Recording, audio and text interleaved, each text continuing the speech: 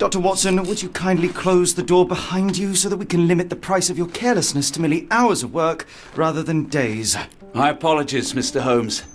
I found myself rather taken aback. I saw tidier houses in war-torn Afghanistan. Are those my surgical needles? I ran out of tacks and the matter required immediate attention. Was that my supper? Plainly not, for I was the one who ate it. I set it aside for this evening. And for that I am grateful. Is that my bed? Watson, since you've proven yourself a master of observation, might I ask you to apply your skills to a more pertinent question? Namely, the whereabouts of today's newspapers. They are the key to everything. The newsboy is usually reliable. Medically speaking, I often find that the key to everything is good sleep. In a bed. Your papers are here, on the table. Your order from Barnes' bookshop has arrived, Doctor. Barnes insists on delivering the books to our door, even though we could easily walk to his shop. That's good service. I don't see the Strand. Where is it? Pardon me? I am on the precipice of uncovering a pattern of crime across London spanning many months and involving many men. The missing paper cannot be a coincidence. That's preposterous. My dear fellow, life is infinitely stranger than anything which the mind of man can invent. Well, life used your newspaper to wipe its posterior, so after that unpleasant discovery this morning, I disposed of it. But in lieu of the Strand, perhaps I can deliver you something equally tantalizing. I have just returned from a patient of mine, Captain Stemwick, who... No, that will not do. Grab your coat, Dr. Watson. Let us hope nobody has collected the dustbin.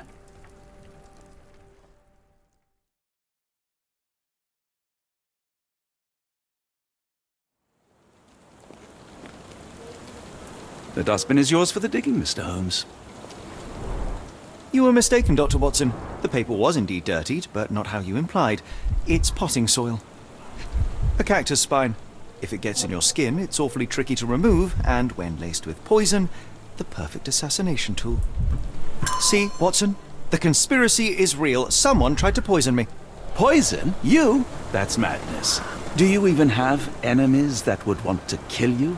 Okay, perhaps from Cordona. How about that Vogel fellow? He seems rather obsessed with you. Would he do something like this? Sorry, Mr. Holmes. I just sold my last paper. Blast. Then why are you still here? Boss pays by the hour. No sense in returning early. Any breaking news today? The dog accident. It's the talk of the town. Yes. Besides the tripe on the front page, anything about burglaries? I'm not sure, sir. You're a bright child. I presume you see everything that goes on around here? Nothing gets past me, mister. Then tell me, did you notice anyone suspicious at my door this morning? Like the man with your newspaper? Precisely. What do you know? I know the value of a shilling. Dr. Watson, Sure, now I can take the day off. can you describe the man you saw? He was carrying a lot of books. Up to his chin they were. Never heard of a well-read assassin. Looks can deceive. Hence the appeal of disguises. Which way did he go? Not sure. I was distracted by customers. Sorry. Did you see what he was up to? Nah, not really. I saw him approaching your house, but I had a customer. Then there's a loud bang. I ducked down. Not because I was scared, because I wasn't. I had to protect the merchandise, and all I could see was him kneeling at your door. All right. You earned your shilling. That'll be all. Thanks, Mr. Holmes. Maybe I could be your eyes and ears, if you have more shillings.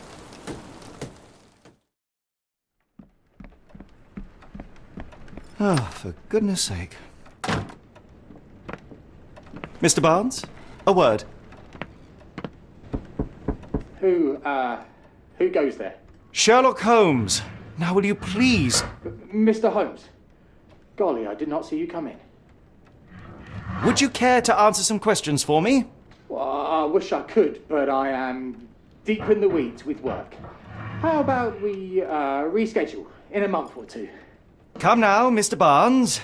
It will only take a moment. Really deep in the weeds with important things. Well, help yourself to any book, just take it and pay later. I trust you, Mr. Holmes. Barnes doesn't seem like himself. Why is he acting this way? You're asking the right questions, Doctor. Let's find a way to coax him out. Barnes has always been a little odd, but this is uncharacteristic even for him. Basics of cryptoanalysis, cryptography in Egypt. It appears Barnes has an interesting hobby. we're looking for a cactus needle in a haystack. A spine in a book stack? No, come on, Watson, think. So, Barnes has a dog now. Who's a good boy? In the language of Mycroft's secret agents, it's a sign. Dried flowers are replaced when the job is done. I wonder who the recipient is.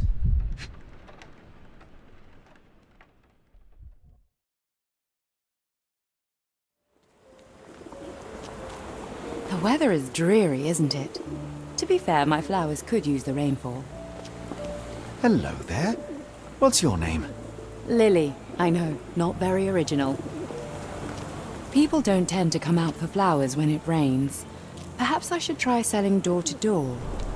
Encouraging people to stop and smell the roses? Our national emblem. God save the Queen. It must take patience and care to produce a bloom so beautiful. I imagine so. I merely sell them. Familiar spine? Is this what I found in my dustbin? The pot is damaged. The blow was severe, but softened by something. Anything tickle your fancy, Mr. Holmes? One of these things is not like the other. Come again? The cactus. Those fearsome spines can prove a devil to remove. And the sap is often toxic. And a rose thorn can give you tetanus, but we still grow them. The cactus seems comparatively harmless, though you have me thinking it must be valuable. I was under the impression that you knew its price already. Your guess is as good as mine. The first time I saw this cactus was when I came back from my break. My condolences, Mrs. Fleming. Mr. Holmes? Your husband's death. You're clearly still in mourning. Oh, no. I loved him more than anything, of course, but that was some time ago now. Life goes on. A lesson we all learn, one way or another. What do you make of the flowers in Barnes' shop window? Well, they could use a bit of water. Do they mean anything to you? Mean anything how? I'm not sure I follow, Mr. Holmes. Why do you think they're there? Are you suggesting the flowers are for me? It seems likely, does it not? Oh, I hope you're right. Are you familiar with Mr. Barnes? Yes. No, not really. Well, in a way. What on earth does that mean? I know who he is, of course, but we haven't shared much more than a look. A look? Yes. Each morning I go for a walk in the park with my dog, and most days I spot Mr. Barnes there with his new puppy. So we see each other. Actually, we once met briefly while our dogs played. He was quiet and seemed unsteady as he approached. But since then, we've never spoken. I often see him staring through the shop window. Sometimes I wonder what he thinks about that would etch such longing onto his face. I think perhaps I have been chasing shadows. Do not despair, Mr. Holmes. Even the best of us make mistakes. We better tell Mr. Barnes what we've learned.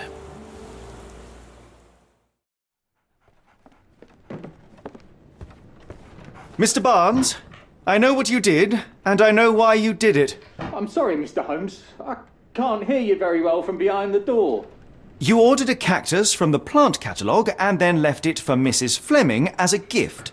You place flowers in the window to get her attention and wear high heels to appear taller and more desirable. You are her secret admirer. I couldn't read this morning's edition of The Strand because it was covered in soil and spines. I know you dropped a cactus on it and then fled. Barnes, it's Dr. Watson. Rest assured we are not interested in disclosing your personal affairs to anyone, including Mrs. Fleming. Please come out. All right, then. So, you know what happened then? I was on my way back from the post office, having picked up the cactus and some books. It was quite an awkward package, heavy too, and when I got to your door, I dropped the cactus in your paper. Forgive me. I needed that paper to prove a theory and prevent a crime. Your actions were rather disruptive. Your clumsiness carrying the post is matched only by the clumsiness of your romantic gesture. Oh, it's true. I am useless with this sort of thing. I'm not even sure if Mrs. Fleming noticed. As in most things in life, truth is the answer. Cease with the abstruse signals and anonymous gifts, and simply talk to the woman. What is the worst that can happen? She rejects you, and you are freed from this endless purgatory. Yes, you are correct, of course. I do have a slight tendency to overthink things. Thank you. So, at last, we return to the matter of the paper. I'm investigating a string of burglaries. Did you perhaps read of any before the edition was spoiled? I don't recall, but you're welcome to read our copy for yourself. You had an issue of The Strand here all along? Well, naturally. I am a bookseller. I have a subscription to every magazine and newspaper in London. So you ought to be familiar with the concept of burying the lead. Oh no, my apologies, Mr. Holmes. I'll make it up to you however I can. I am an expert on obscure languages and translation and. Yes, okay. Just give me the paper. Come, Dr. Watson. Let us put this matter behind us. Farewell, Mr. Barnes. I hope to hear good news about you and Mrs. Fleming. Let me know if there's any way I can make it up to you. Tell you what, tomorrow's edition of The Strand is on me.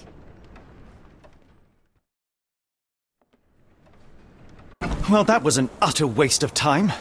An assassination did seem rather unlikely. There was supposed to be another burglary. I was certain of it. Something you wish to say, Doctor? No. Well, only that you have a remarkable faculty for deduction and pattern recognition. And that perhaps, if ill applied... I see things that are not there. Yes. It is London. There will always be burglaries. Doesn't have to mean anything. So it seems. Forgive me. Without something to occupy my mind, I turn into an entirely different animal. Which brings us back to my news from earlier. I think I have a case for you, a real one. Truly? Indeed. Though perhaps not as thrilling as your stories from Cordona. A patient of mine, Captain Stenwick, told me that his servant disappeared. I said I knew just the man to help. What do you say? Oh, Watson. Yes, I know it's not the most tantalizing mystery, nor the story to launch my writing career. But... It's brilliant. Let's go.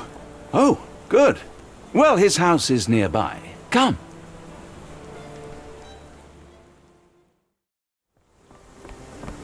Not much further now. Is this lousy attitude of yours because of my altercation with Inspector Lockhart? Did he put you up to this? Sir, the inspector has nothing to do with it. I'm telling you the same thing I tell anyone seeking a missing person. Good day, gentlemen. Forgive the intrusion. Captain Stenwick, this is my colleague Sherlock Holmes, the consulting detective I told you about. At last, a professional. This useless officer refuses to do anything about Kimmy here, my missing servant. What was your name again? I shall be certain to inform your superiors. Sergeant Ruffles. And it's my superiors who made this decision, sir. Why has the police department decided not to help?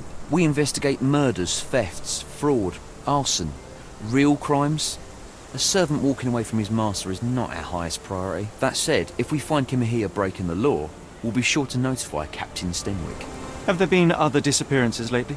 Of course, here and there. But when life is tough and opportunity comes knocking, you can't blame those who answer. Now, I must be off.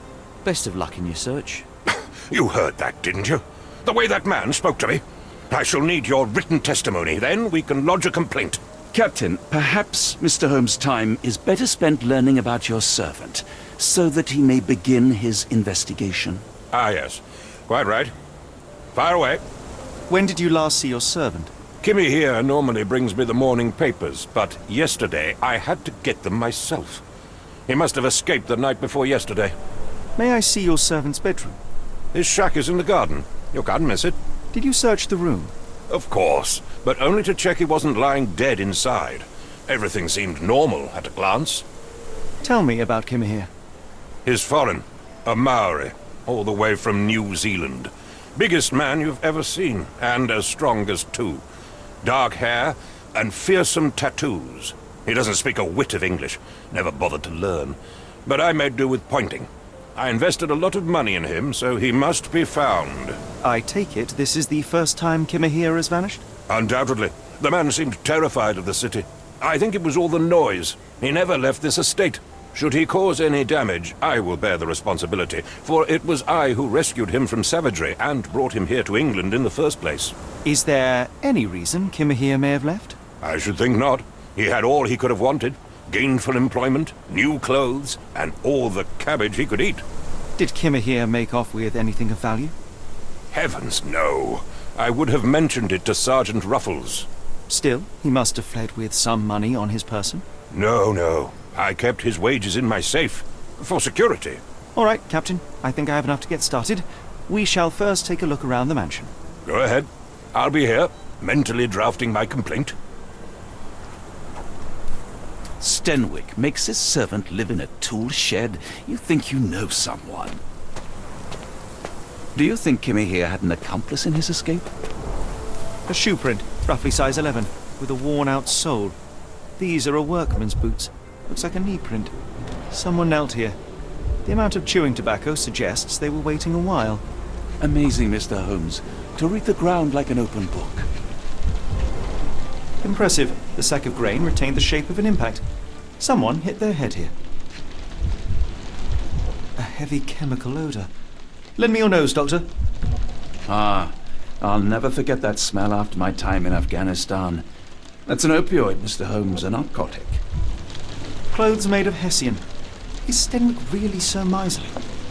Yes, Stenwick is no angel, but he's one of my few clients. Please, try to remain courteous. This disappearance is intriguing, no? I cannot make head nor tail of it.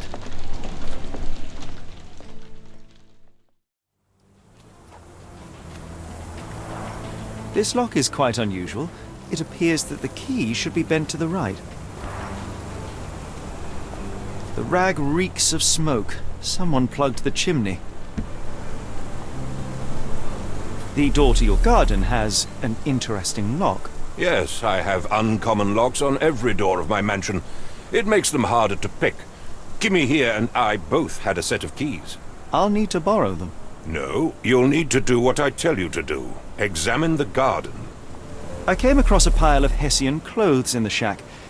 Are they Kimahir's? Yes, I had to give him something to clothe himself. He seemed unfazed by his bare skin, but I found it distracting. Is this spyglass familiar? I don't recognize it. Could it be Kimahir's, perhaps? I doubt it. I never saw him with it, nor could I suggest how he might have come by it. Do you happen to know Kimahir's shoe size? I wouldn't have the foggiest, but I'm sure it was enormous. Not that it matters. He spent his life barefoot. Despite my best efforts, he simply did not take to shoes. Has Kimahir ever indulged in tobacco? No, the man doesn't even drink. Are you certain? I found chewing tobacco in the garden. I controlled Kimahir's expenses since he struggled with the currency. I would have known if he used tobacco. You'd best have found something by now, gentlemen. You said that you checked the shack earlier. Did you notice the cart tracks near it? Now, one ought to expect a servant to make regular use of such a thing.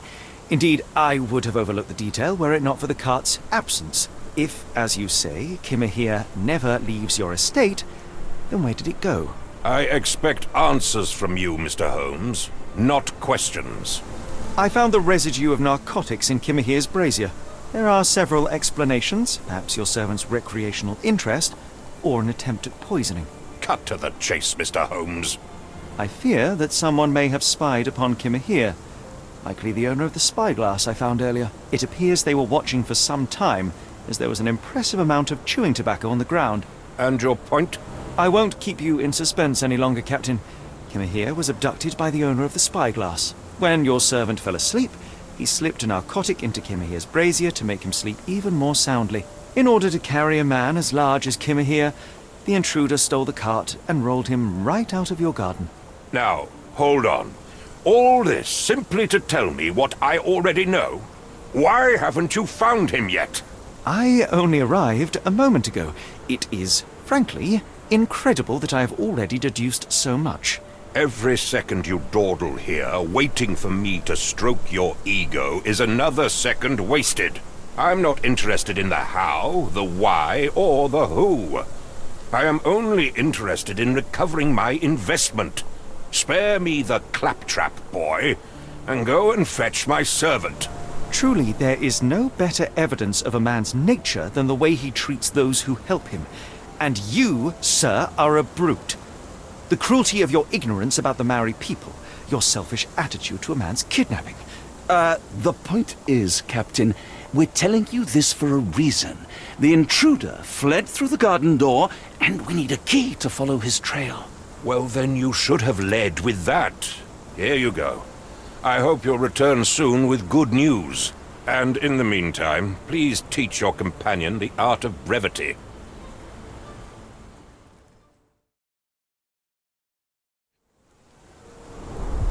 Wheels picked up grass along the way. Kimahir's cart, I gather. Roy Soulsby.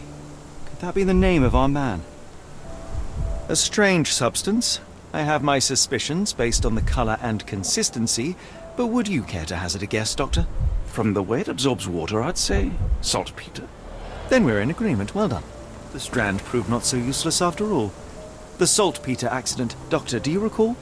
The Port of London, of course. The footwear, the spyglass. Indeed. We shall need to take a cab there.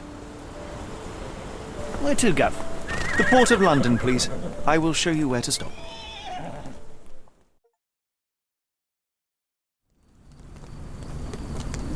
Mr. Holmes, what a compelling mystery we have stumbled upon. Perhaps I have the premise of my next novel. One kidnapping does not a story make. Stop! A black cat crossed before us. It's a bad omen. I do not take you for the superstitious type, Doctor. Such things are mere fantasies, tricks of a feeble mind. One imagines a physician would keep a surer footing in reality. Perhaps, before the war, my time abroad was difficult. Once, I came across an Afghan, bleeding, who I could not save. He pressed a rosary into my hand. A gift, he said, so as to gain God's favor. After that... Dr. Watson? Yes, well, I shan't get into details, but sometime later I found myself lost in the desert. Dehydration set in, and things grew ever more dire. The man's words came to me. I said a prayer and placed the rosary on a rock. A gift to gain God's favor. And you were rescued. Yes. A detachment of British soldiers found me. To whom I'm grateful. But without their diligence, you would not be standing here and I would not have this case. I'm sure you have another explanation prepared, Mr. Holmes, but I think I shall cling to the occasional superstition all the same. To each his own, Dr. Watson. So long as it does not interfere with my methods. To it. We must press on, cat or no cat. The question remains, why abduct Kimahir? Oh, hardly a reputable establishment. I've seen worse. Greetings, miss. I'm hoping you can help us. We shall soon see. My colleague and I are seeking a burly man, above average height, with workman's boots. Half my customers, then. Your description hardly narrows things down. Are you familiar with a Roy Soulsby? Roy Soulsby? I know the name, but he's not one of my regulars. My guess is that he works somewhere around here. Your clothes are already tight and soon they won't fit at all. How far along you? I thought I'd hidden it better. How did you know? Are you a doctor? In a manner of speaking. He's not. He merely has the ego of one. I apologize, miss. Mr. Holmes is fond of his observations, but I am the doctor here, not him. Do you need any help? I'm fine, thank you. I would rather not discuss my condition, nor let word of it spread. I heard tell of a recent explosion in the port. What do you know of it? Ah, yes. Something exploded in a ship's cargo hold. Caused a terrible blaze. The sky was red with smoke till morning. Where precisely did it occur? The ship sank near the third pier, next to the dockyard. What do you know about this poster? A foreign woman asked to put it up. She's plastered them all over the port. Any clues as to her whereabouts? It was hard to understand what she was saying. It appears that the saltpeter explosion rattled the locals. Can't blame them for staying at home.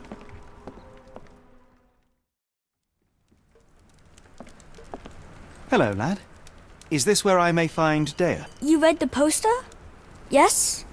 You know where my brother Girves is? Sadly, no. Well, not yet. I want to speak to Dea. Is she around? Amma, my mother. She got sick after the fire. Big red smoke. She couldn't breathe, so I took her to the doctor. Where did you last see Girves? He worked at a, warehouse. This man, Roy Soulsby, gave him the job. He paid him a necklace. Do Do you still have the necklace that Soulsby gave to Girves? Girves left it near the, shrine. I tried to sell it to buy Amma medicine, but no one wanted to buy. I should have helped Amma put out the posters. If she hadn't been in the smoke so long, maybe she wouldn't be sick. How would you describe this Soulsby? He was big and strong. He had a big scary eye. Scary, you say? Yes, like it was made of metal. Don't go anywhere.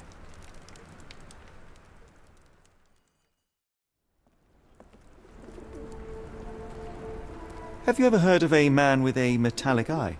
I've seen him even. Dirty Summers is the name.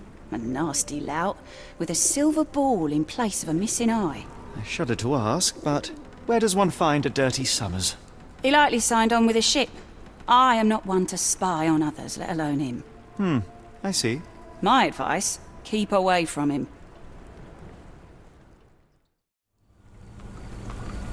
Pardon me, sir. I am looking for Roy... Not again. Yes, I'm Roy, but I can't help you find your uncle or whoever you've lost. Now, what makes you think I would inquire about missing people? You are the fourth person to ask this week. Just because I work at the port doesn't mean I keep track of everyone who comes here. You say we are not the first to ask you about a disappearance. Do you recall anything about those who came inquiring? I only remember the foreign woman. I didn't catch her name, but those are her posters hanging up everywhere. She has badgered me twice now, but I still don't know nothing. I have been told that you hired Dea's son, Girves, right before he vanished. His brother also said you had a metal eye. What do you make of this? Tell that him to stop making things up. Mr. Soulsby, you know more than you're letting on. What makes you say that? A man named Dirty Summers was involved in some recent kidnappings across London. He used your name as a cover for his deeds. What? Really? That doesn't mean I'm involved, though. Your calling card was found at the crime scene. That's enough to make you a suspect. You cannot be serious. This proves nothing. It's true. And that's before mentioning your gold watch. It's brand new and awfully expensive for a customs officer. Clearly you have found yourself another source of income. I'm sure Scotland Yard will be delighted to investigate further. All right, stop. Look, it's not as it seems. I did not partake in the kidnappings. I'm all ears, Mr. Soulsby. Yes, I know Summers. He paid me to turn a blind eye to his business in the warehouse area. Just that. On my word. You did not tell me which warehouse he used? I do not recall, but I used red paint to mark unsupervised warehouses. Ought to be one of them. What else can you say of Summers? He is a regular at the Cursed Mermaid. Goes there with his crew almost every evening. What for? I don't know. I assumed just for a drink.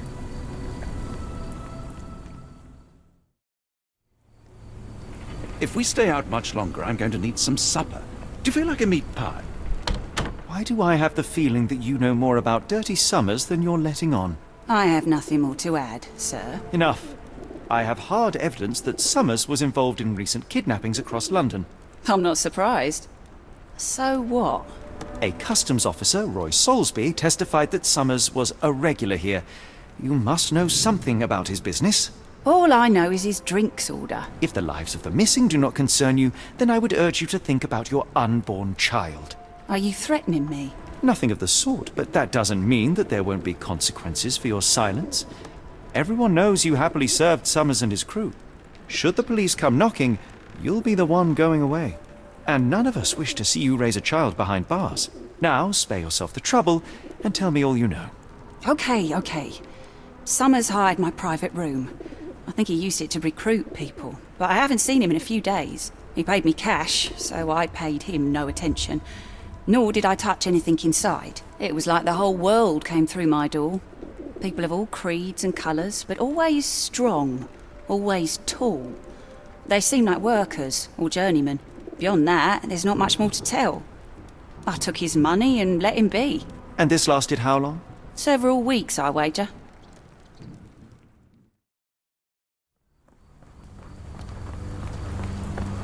Unlikely that this warehouse has the goods.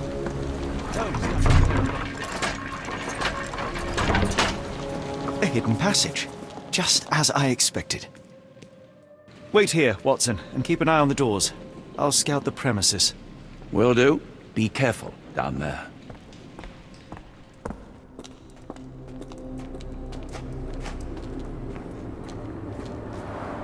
Strangely cold. Something is missing. This cannot have been under the port of London all along. Is it an illusion? The only way forward is the abyss. Now I am somewhere else. How?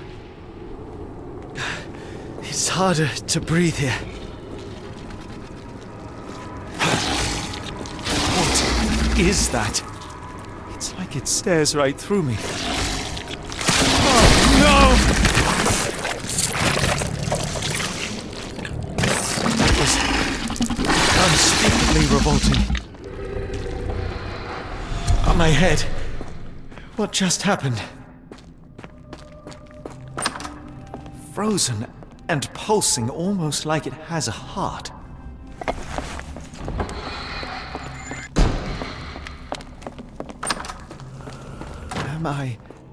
Did I get out?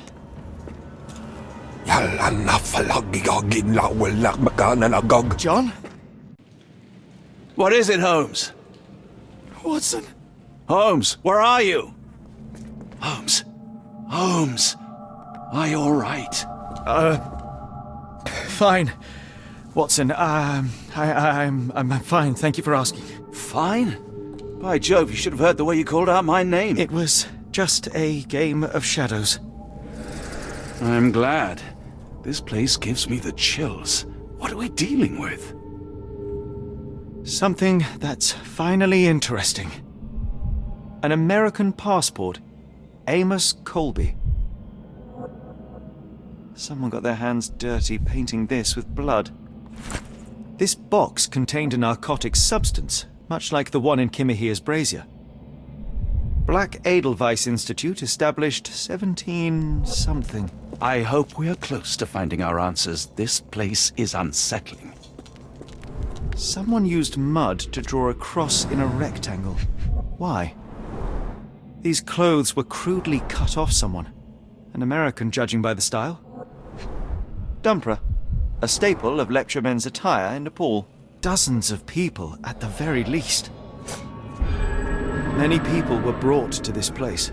Their abductors stripped off their clothes and discarded them in a pile. The prisoners were kept in a soporific trance by the use of narcotics. A few tried to resist, but alas, in vain. After a few days, everyone was stuffed in a crate and sent elsewhere. Only one captive was left behind. He was strangled to death on this altar. Please tell me we found all we needed to, Holmes. I think we found a bit more than that. Yet we have no clue as to where those people have been taken. And that's where you're wrong, Watson. We have more than enough. I just need to connect the dots. How about you pack your suitcase in the meantime, my dear fellow? Just in case.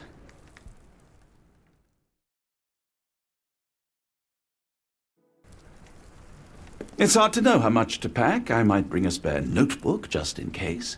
Dr. Watson, how does a trip to Switzerland sound to you? It sounds unexpected. What makes you think we should head there? It's all about the box with narcotics and Mr. Colby's clue, the cross inside a rectangle. Put two and two together, add a dash of research, and what do you get? The Black Edelweiss Institute in Interlaken, Switzerland. If we hurry, we can still catch tonight's train. As grateful as I have been for your company, Dr. Watson, I'm afraid you shall have to investigate Edelweiss alone. Hello? Mr. Holmes, I fear you overestimate my abilities. Nonsense. You are a military man, a bastion of British courage. I'm no such thing.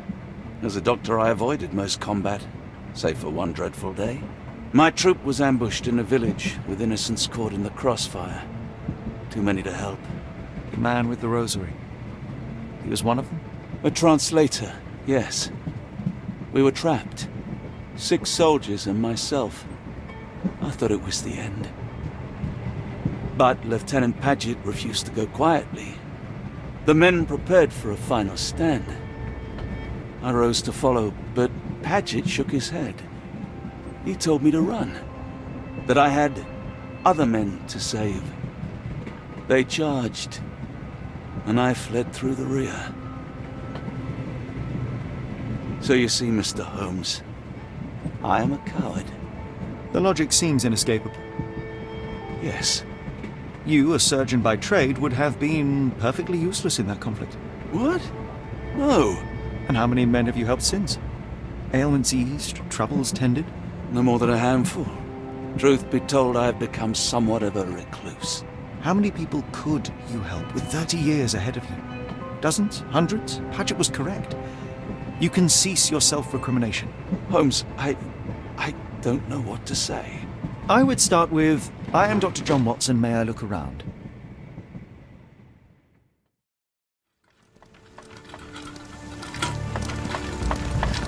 The Edelweiss staff will doubtless be eager to show off their facilities to a fellow physician.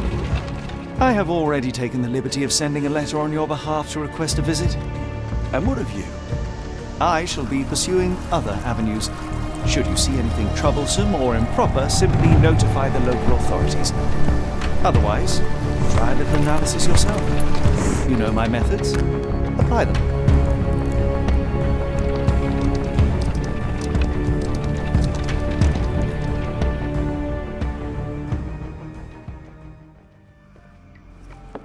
Salutations, madam. I am Dr. John Watson.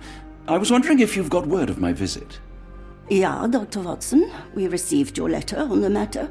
Would it be to see Professor Gygax? At their earliest convenience, yes. I shall try not to take up too much of their valuable time. Wait here, bitte. Mr. and Mrs. Bronson, your girl has made remarkable progress. See? My apologies for keeping you waiting, Dr. Watson. Surely you understand how medical work can make one lose track of time. Do not be sorry, Professor. I too know the importance of closely attending to patients. The work hardly stops here, yet the satisfaction of perfecting the mind compels us to persevere. I take it you welcome many a soul into your establishment? Admissions, yes. Visitors, though? I am curious as to what brought you to the Schwarzes Edelweiss. Word of mouth. An article I read back in London spoke highly of your institution. But rather than taking its word for it, I thought I would see things for myself. My asylum's reputation precedes it, then. Everyone, your attention, please. Guten Day. Yes, hi. Hello. The name's Amos Colby, Northwood Detective Agency, Boston. I got questions that need answers. Who's in charge here? What seems to be the matter, Dr. Watson? You can tell me. By Jove, it cannot be him. That man, well, the real Amos Colby lies 6 feet under in London. No. In my line of work, it can't wait. The longer it takes If you wish to recuperate, Dr. Watson, you may avail yourself of the guest room. But I have so much more to discuss. Nurse, if you'd be so kind as to escort Dr. Watson to the guest room. Herr Colby, from Northwood Agency? How unexpected. I am Professor Gygax. I would be happy to answer your questions in the examination room. Look, Professor. There is no need to be alarmed. No one gets neglected in my care. Now, let's not resort to brute force. Do not worry, Herr Colby. My methods are rather more delicate.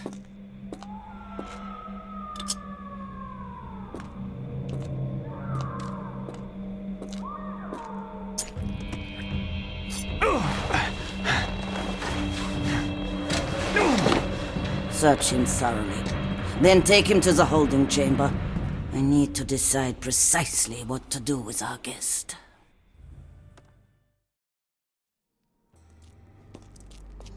The unmistakable scent of alcoholism.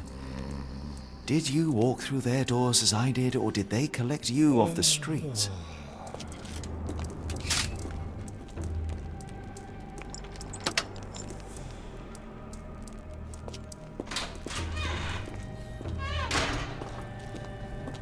You there! I command you to free me at once! I'm not sure that's a great idea at the moment. How dare you deny me? I must have my revenge against the lickspittles upstairs. Fortunately for you, I'm here to stop the very same people. You are? Indeed. But first, I must discover all I can about this institution. Tell me, have you witnessed the arrival of any foreign patients? Tell me? The ghoul! The impertinence to bark such orders! Please, we don't have time for this. Do you know with whom you speak? I am the great Napoleon, the one and only. Emperor of the French, First Consul of the Republic, leader of La Grande Armée. Once I am free and have exacted my revenge against the guards who ridicule me, I shall rest happy in the arms of my beloved Josephine. Right. Well, I will leave you to your scheming, Emperor. My heart is pierced by Cupid. I disdain all glittering gold. There is nothing can console me but my jolly sailor bold.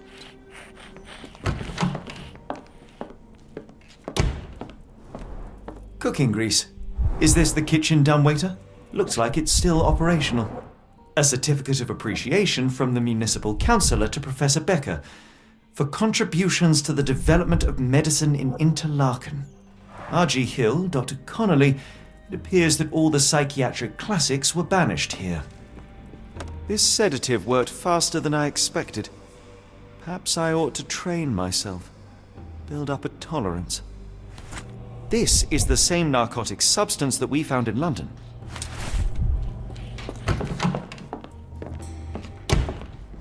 There's the guest room. I wonder if Watson was able to speak to Gygax. Go away, or I will tear your lips from your skull with my fingernails! Miss, I'll gouge your eyes out and cut off your hands, just like you did to Heidi. I am quite certain you would, but I'm afraid you have me mistaken for someone else. So, I take it your name is Gerda. Who is Heidi? You talk strange. You're going to Hell's Door, aren't you? To where those other funny talkers finally shut up? Hell's Door? To what do you refer?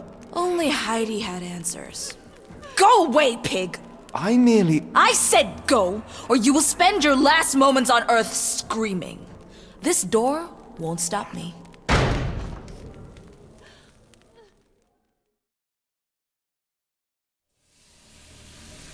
The garments of several dozen people at least.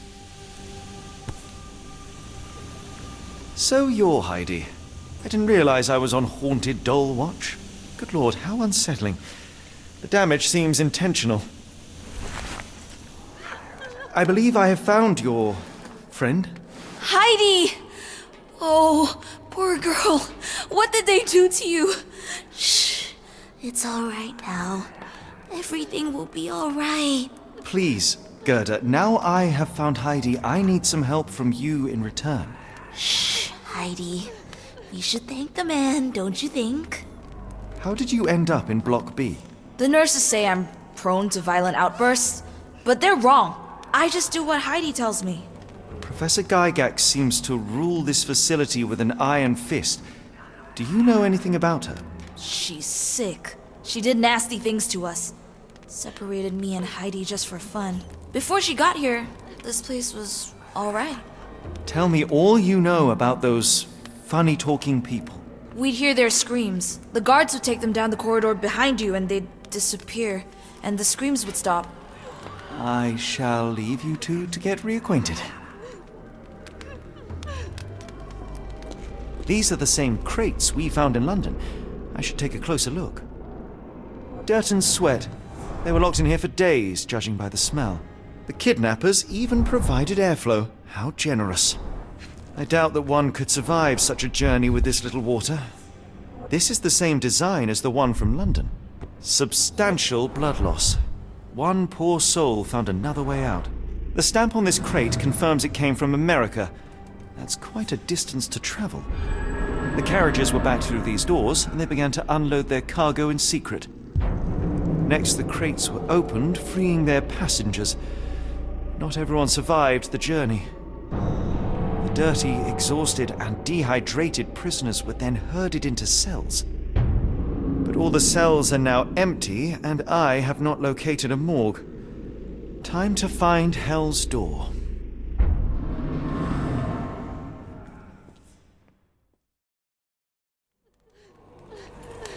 I found Hell's Door, the one that made the foreigners silent, remember? How do I open it? Gerda, please, I cannot get inside. You have to tell me how to open it. How can you speak to me like nothing's wrong? Can't you hear Heidi crying? Look at her! Look! She's suffering.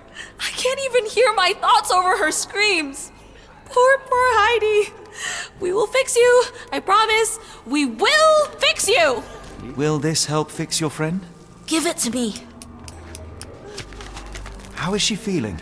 Everything will be all right, Heidi. Everything. Gerda, I have a couple of questions. Yes, Shut your dirty little mouth, Gerda. You've said enough already. She won't speak no more. Now it's only Heidi. You helped me, and I didn't cut out your eyes. So we're even. Now go! I found Hell's Door, but it's locked. Is there a way to get in? Hell's Door? Never heard of it. That's not true. You, Gerda, told me that Hell's Door makes people silent forever. And you believe that snotty little girl? I'll personally ensure that she never dares to speak again! Professor Gygax hurt you repeatedly, scarred your body and mind. You are not protecting Hell's Door. You are simply afraid of the consequences were I to enter. I could tap your teeth out with a hammer until you choked on the blood and bits. You could. But then you would live the rest of your life in fear of Professor Gygax. I can make that feeling go away. How? I can stop her. But the key, Heidi, the key to Hell's Door is critical to stopping Professor Gygax. And I think you know where it is. Tell him! But you said... And now I say tell him! The professor. She has a special key. Keeps it close and only brings it down when you people go through. Behind those closed doors, those people start to sing. Oh, they sing in so much pain. Gygax. Of course. Thank you, Gerda. Heidi. I must leave. Leave? You joke. Nobody leaves the Edelweiss.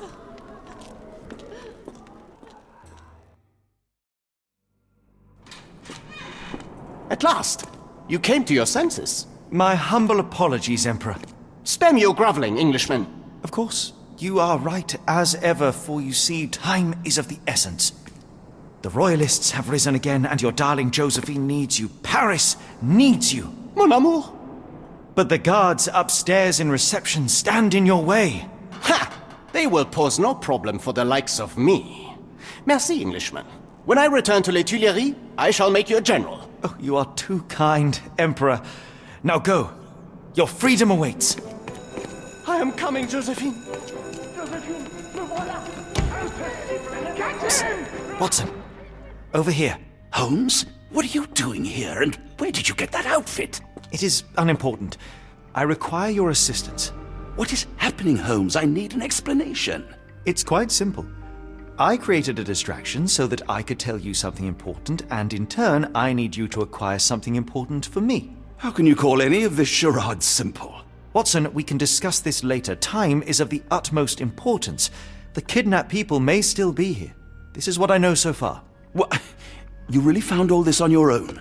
Focus, Watson.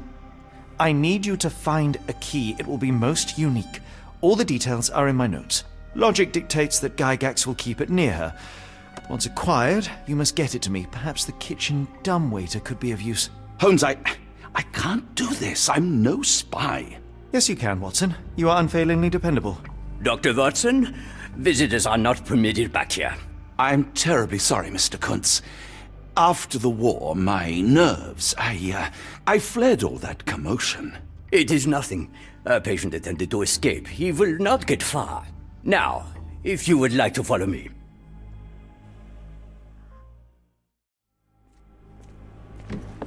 Ah, Dr. Watson. Just the man I wanted to see. Professor, I'm surprised you're not trying to catch that escapee. Please, my time is far too valuable. I hope Nurse Kuntz has been taking good care of you. He has certainly kept me out of trouble. Professor, it is time for your appointment with your next patient, Mr. Wolf. Herr Wolf can wait until tomorrow. I wish to speak with Dr. Watson. As you wish. You still see patients yourself, even as the director of this entire facility? Only the important ones. And yet I rarely get to pick the brain of a man like yourself. I think it is time we got to know each other, no? I'm afraid there's not much to know. I'm just an average chap living a rather prosaic life these days. Dr. Watson, those of us who pursue knowledge are anything but average. Now, who are you?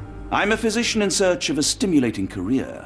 I have patients, yes, but admittedly, I'm more interested in the cutting edge of medical research.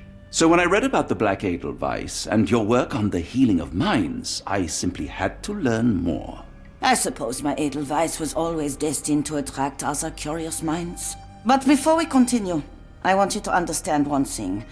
A broken mind can never be truly healed. Ah, I see. So, what exactly do you do here? It is simple. If you cannot fix a person's nature, you must force them to forget it. Surely there are other methods of treatment. How naive. You remind me of a man I once knew, Professor Becker. But we do not speak of him anymore. A colleague? The former director here. One day he realized that Edelweiss had outgrown him and had to leave. Do you grow weary of me already, Doctor? I was simply admiring your office, Professor. Apologies. While I am pleased you appreciate its practicality and appearance, we were discussing bigger things. Was my conversation boring you? No, not at all. I merely... No, I understand full well. You're not seeking conversation. What do you mean? It is obvious. Your mind craves truth, but not in this form. You must witness a practical demonstration if you are to learn. I'm certainly intrigued. Would that be possible? Of course. I propose a journey between the jury of the human brain. You will not leave without being truly enlightened. Kunz, take Dr. Watson back to the courtyard. Then tell the nurses to prepare the operation room and the girl with the doll. Yes, Professor. Our preparations will take a little time. I will come for you soon, Doctor.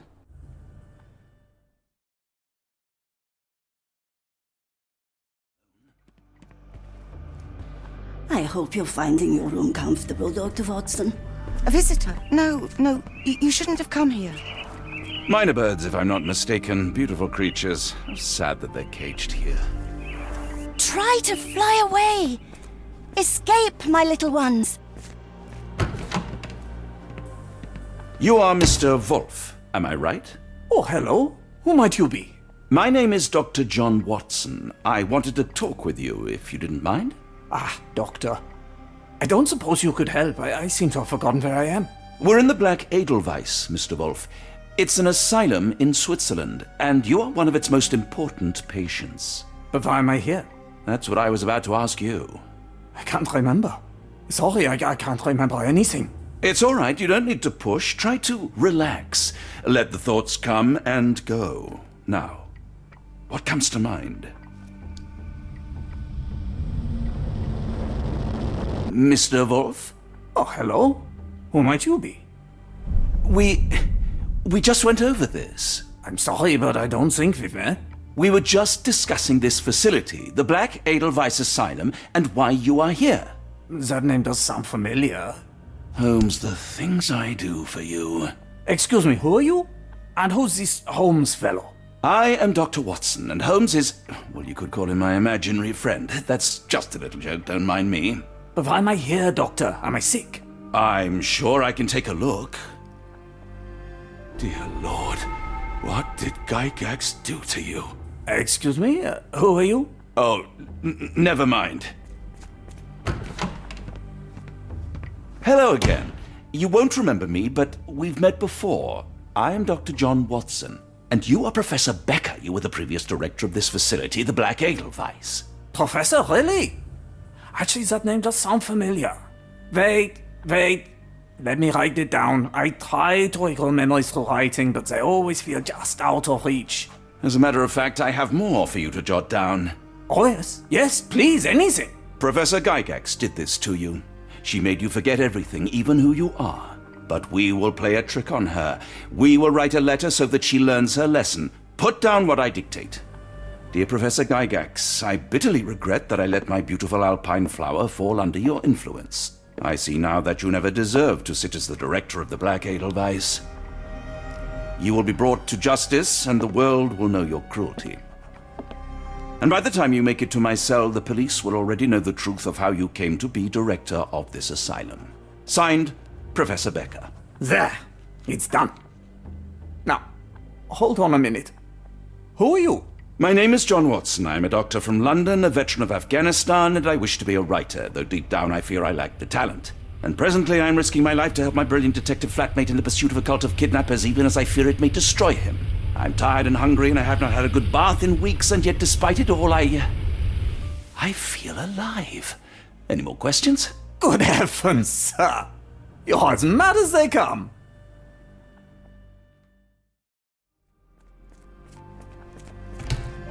One of the patients asked me to deliver this note. It's for Professor Gygax. Thank you, Doctor. Leave it with me. Unbelievable. Kunz, with me. Close, but I don't think this is the key. This is too small to be what Holmes asked for. An Edelweiss relief about 2 inches in diameter. This must be what Holmes was after.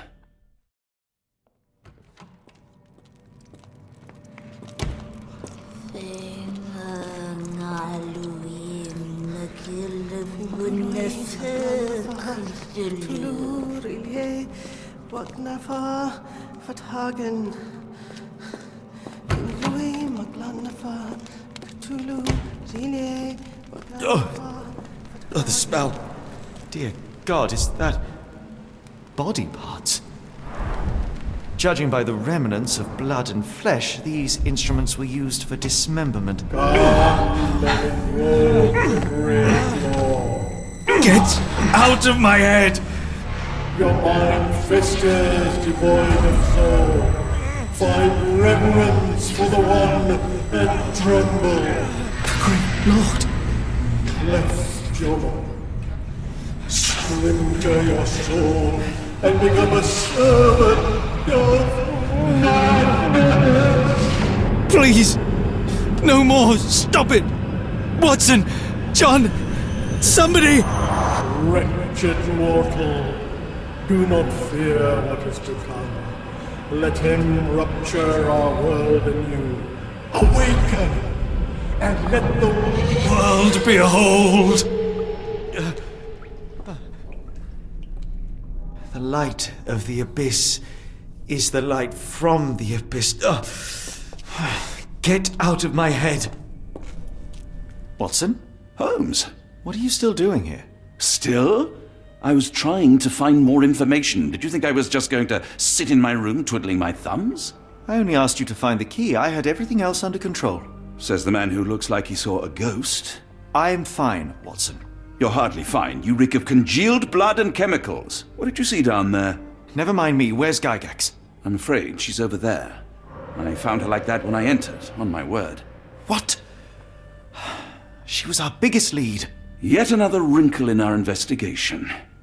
What do we do now, Holmes? Hush. Let me think. The pencil is buried deep all the way to the brain. Instant death. No traces of blood on her clothes. Must have got on her white overcoat. The patients here wear the same robes. Heidi, how did it end up here? We'd better inform the local police about this. You're right, Watson. But first, we need to determine where our case goes next. I had nothing to do with this, Holmes, I swear it. A dead body was the last thing I expected to find in this office. What a miserable end for a miserable woman. We've got what we needed, Watson. This conspiracy reaches further than we thought. I don't suppose you've ever been to New Orleans? You are joking. I seldom do. Let's go. There's no time to waste.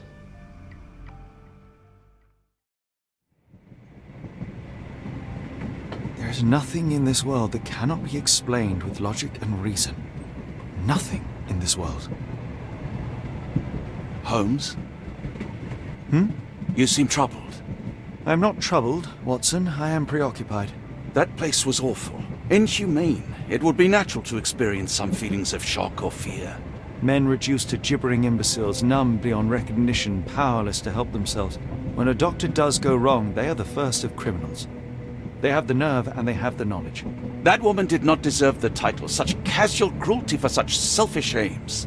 I knew another man like that once. He treated my mother, perhaps even killed her, depending on who you ask. My sincere condolences. In the end, she was just a shadow of herself. The outline of the person I recognized, but lacking all else. She was pushed until she cracked. Should you see me cracking, John, I must ask you to intervene. Nothing compels us to pursue this matter further, Sherlock. We can return to London, report what we have discovered, let more capable hands take over. Alas, there are no such hands. Were we to abandon our quest now, I fear no other would succeed in our stead. We know nothing of what awaits, what dangers lurk in the darkness. Nonsense. We draw nearer to New Orleans with every passing minute, and thus closer to the answers we seek.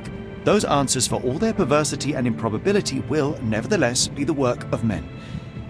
And that is a work I have studied well. So be it.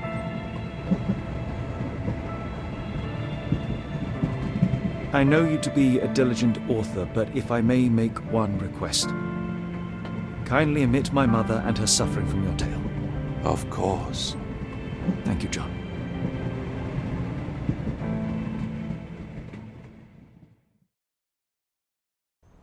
Ah, Holmes. After our trip to nippy Switzerland, I can certainly use some of this New World heat. Do not get carried away, Watson. What we could certainly use are answers to my questions. I know, but you look exhausted. Why don't we find the hotel first? We shall rest when our investigation is over, and not a moment sooner. I shall ask you to handle our bags while I search for the bank. As you wish. Oi! Stop it, you! Our luggage! Good Lord, what have you done? That's my stuff. I'm sorry, mister. It was an accident. Ah, not an auspicious start, is it? Never mind. I'll handle it. You go on ahead. Our ship leaves tomorrow morning. No room for sightseeing then. Black opals being auctioned at the banking house of E.W. Gray.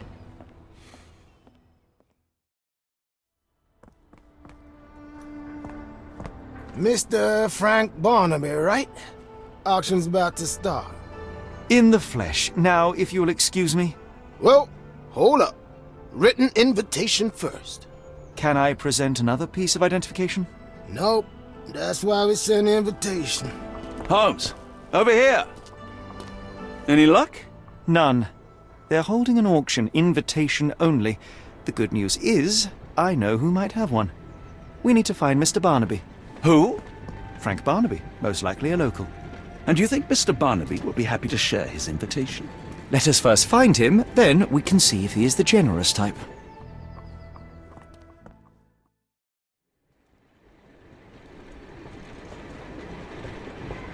How marvelous, Holmes. A city within a city. Indeed. Those lanterns are delightful. It is as though we have been transported to the Orient itself. Yes, any let me have them. May I ask for your assistance? I thought no one would ever ask. America, Holmes. I never thought I should be so lucky as to visit. Damn. He at it again.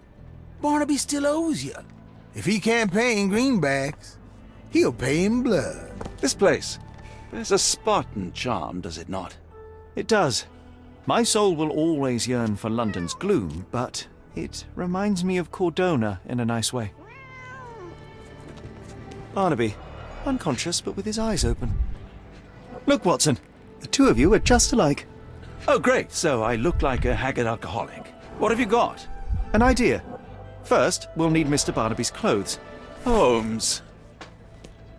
Watson, time is of the essence. You will go to the bank, not as yourself, but as Frank Barnaby. Holmes, we look nothing alike. The hat and coat will do the heavy lifting.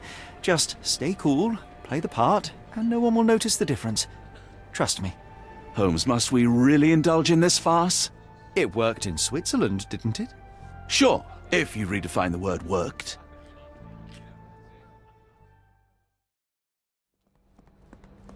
Do not worry, Watson. You look the part, now act it. I'll wait here so as not to arouse suspicion. Mr. Barnaby, Right you are. Shop owner. Right. Your invitation, sir? Here you go. You okay, sir? Seem to have the jumps. I'm in a rush. Come on in. Heavens, I never seen gems so big. I simply must have them. They're so black, it's like they absorb light. Rather hypnotic. Morning, sir, and welcome to the E.W. Gray Banking House. The auction will begin shortly. Name's Zoe Clemens, and I'd be delighted to help you. Pleasure to meet you, Miss Clemens. I am Frank Barnaby. I do have some questions, if you don't mind. Forgive my curiosity, but who was the previous owner? Sir, I ain't at liberty to disclose them details. These gems are rather curious. What can you tell me about them? These rare beauties are black opals, all the way from Coober Pedy, South Australia. When they catch the light, the dark stone becomes a brilliant rainbow. It's something special. It doesn't say where these stones came from, no provenance, no previous owner. I'm starting to suspect they were illegally procured. What? We would never. I can assure you these gems were bought from one of New Orleans' most upstanding citizens, a philanthropist no less. If you would like to know more, I could get my manager. You old dog, Barnaby. Didn't think you'd sober up for the auction. An hour ago, you were 3 sheets to the wind. Oh, you know, I hold my liquor better than most. And the auction was an important business opportunity. An important business opportunity? Ha! What have you done with the real Barnaby? Well, maybe I'm drunker than I thought, mister. Mister? What's wrong, Frank? You're looking pale. Don't you recognize your old pal, Grub? Sorry, Sheriff, but I don't have time for this.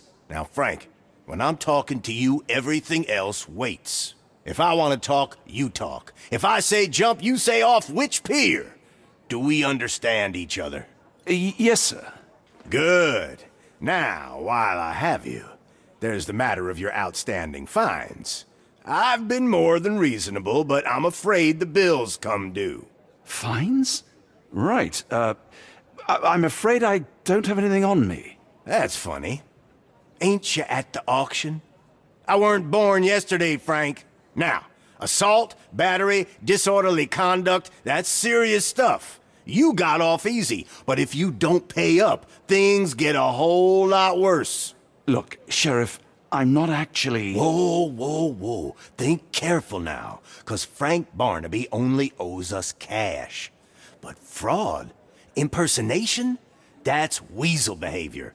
And you know what we do to weasels round these parts.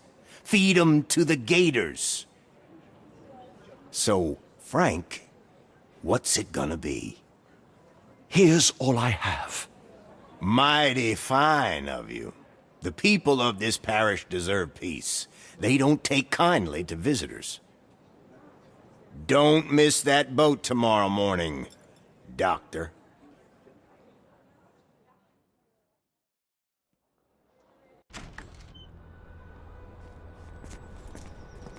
I told you, Holmes. I told you it was a bad plan.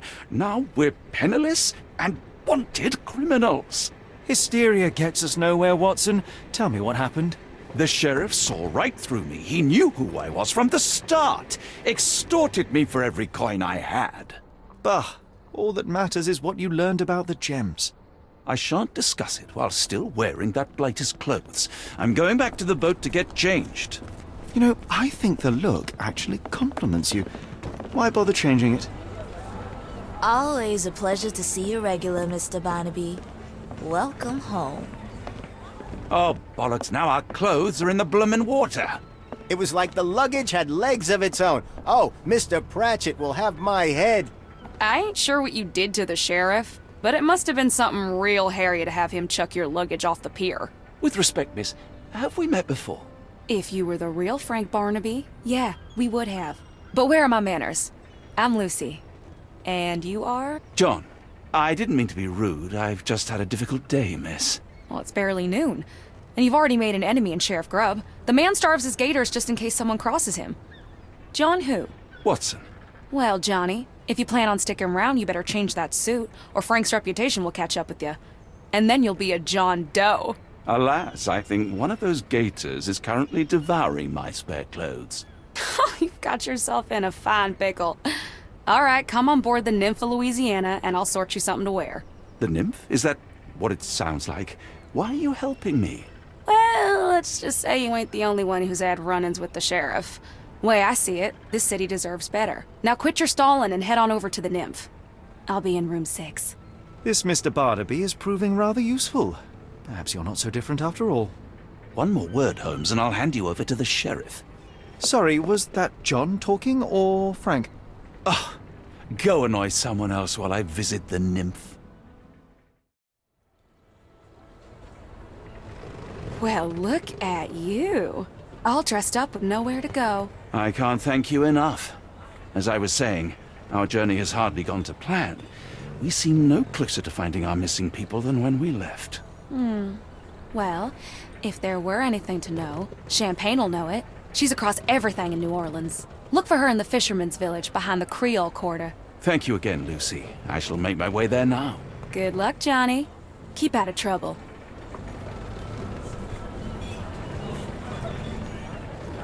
Ah, forgive me, Watson. The difference is plain as day. What a remarkable transformation from Barnaby.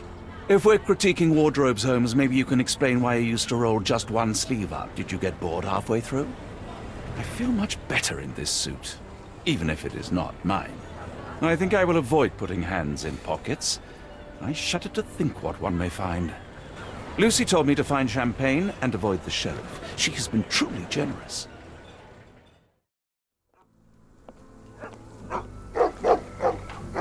Tocqueville? Lafayette! Hush now. No offense, Sheriff. Them two don't take kindly to gents, especially foreigners. How can champagne help you? Trip to the bayou? Feeding a huge crocodile? Some other time, perhaps. Word has it you know everything that goes on round these parts. Maybe, maybe not. What you want to know? The bank in town recently purchased a valuable collection of gemstones from a wealthy man. What do you know of it?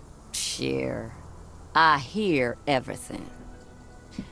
This time I tell you for free. Next time, you pay. Thank you. May have been 2 weeks ago. Rich man's butler sold him some black opals. And this rich man is? Don't know his name, only that he from the French Quarter. Folk back in town could take you there. That's all I know. You need a boat? I hire him out for dollars. Or a bottle of you-know-what. Thank you for the offer and the help.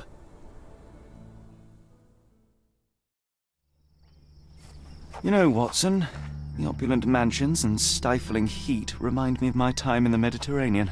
Cordona does sound rather magical. Do you think you shall ever return? I don't know. That place was home to some of my greatest memories and some of my lowest moments.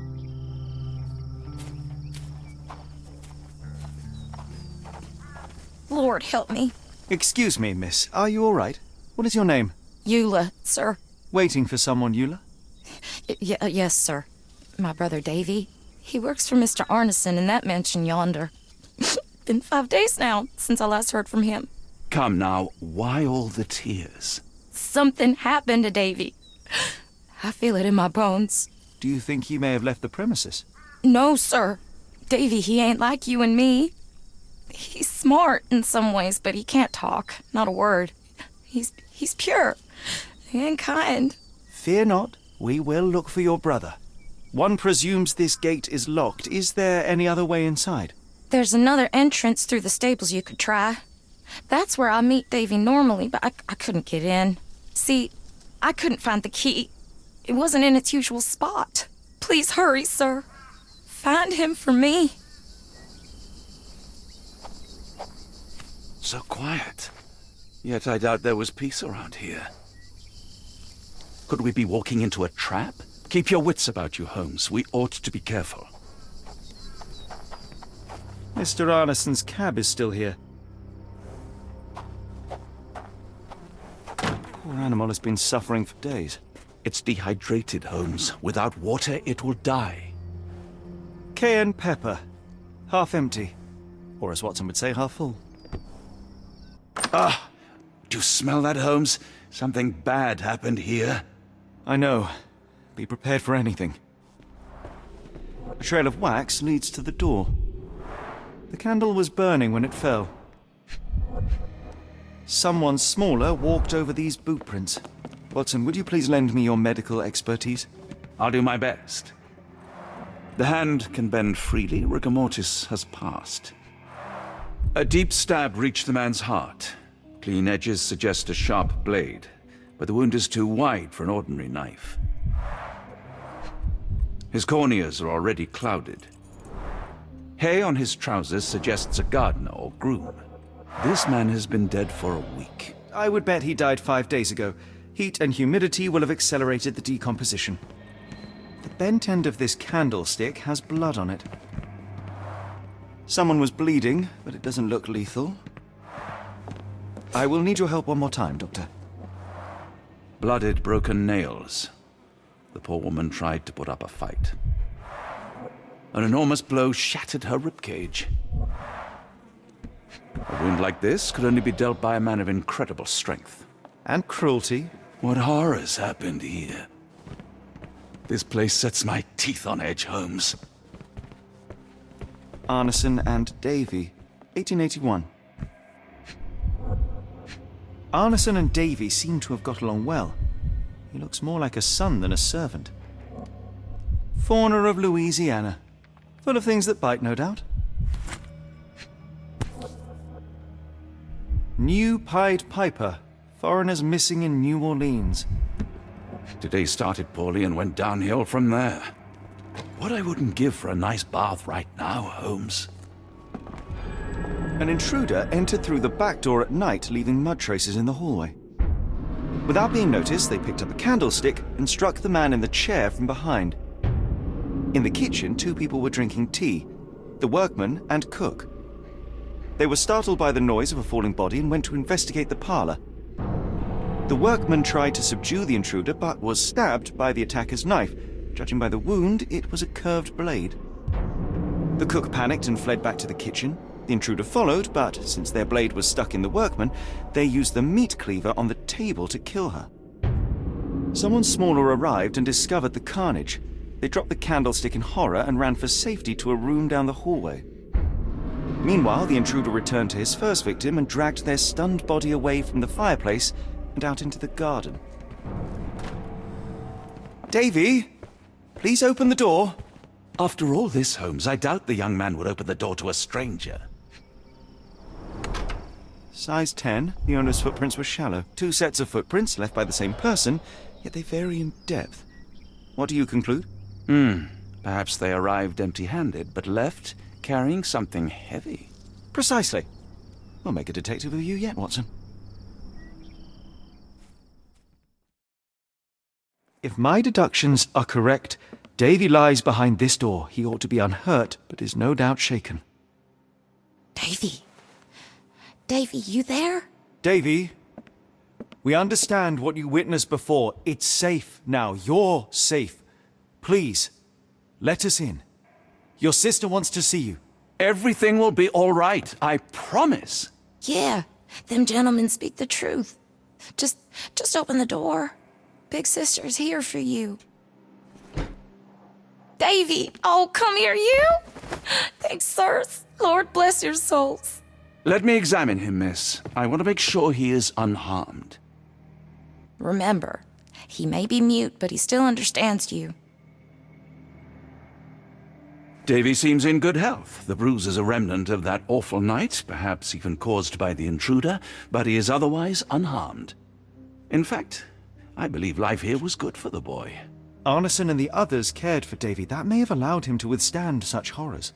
I need your help, Davy. We know that the man with the curved dagger is responsible for all this. You recognized the man, yes? The same one in the photograph in the office upstairs, standing with Arneson. Good. Please, write his name. And one last thing. The room with an image of a bell on its door may hold important answers. Do you know a way in?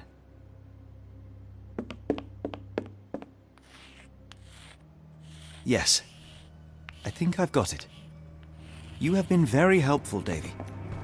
Davy is calm and collected despite enduring all these horrors. An impressive young man. We must stop this, Holmes, all these atrocities.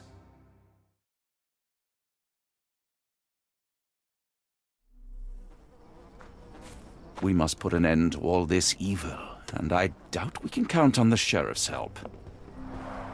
A foreigner's clothes, by the looks of things from the Near East. The scene is impossible, unnatural, but also familiar. Dense and disturbing notes. It's hard to follow. Arneson's signet ring, as we saw in his portrait. Well, isn't that interesting? Hello again, Lucy. My princess, my love, my heart. Fitting words. I fear we've crossed the Rubicon, Holmes. Davy is resilient, much like Eula. They will overcome this. You're right, but I worry this portends far worse for us. What have we got ourselves into, Holmes? Johnny boy, so how was it with Champagne? Most enlightening, thank you. And now my friend Mr. Holmes would like to talk to you too. Well, ain't you something? What can I do for you? I'm afraid I bring bad tidings. How bad? It concerns your significant other, Arneson. Arneson? Now, who said we were lovebirds? Lucy, we only mean to help. No word of the matter shall spread. What are you implying? The man in this letter seemed ready to declare his feelings for you. Sounds like he was more than a client. It's part of the job. Men can say weird things when they think they're in love.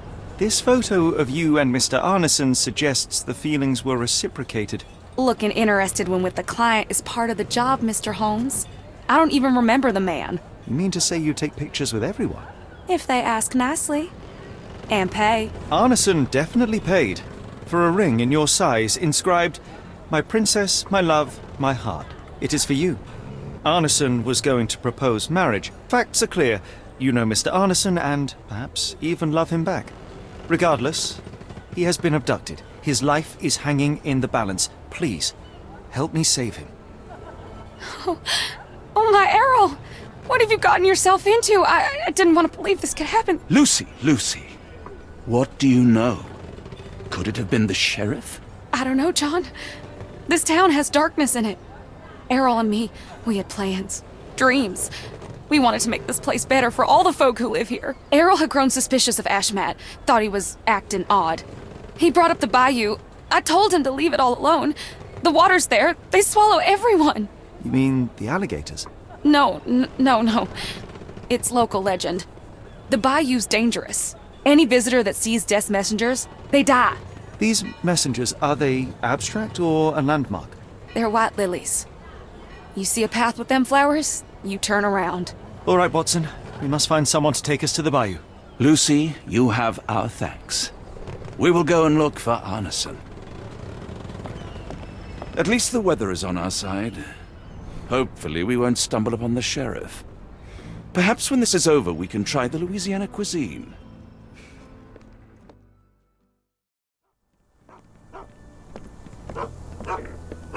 Hello again, and thank you.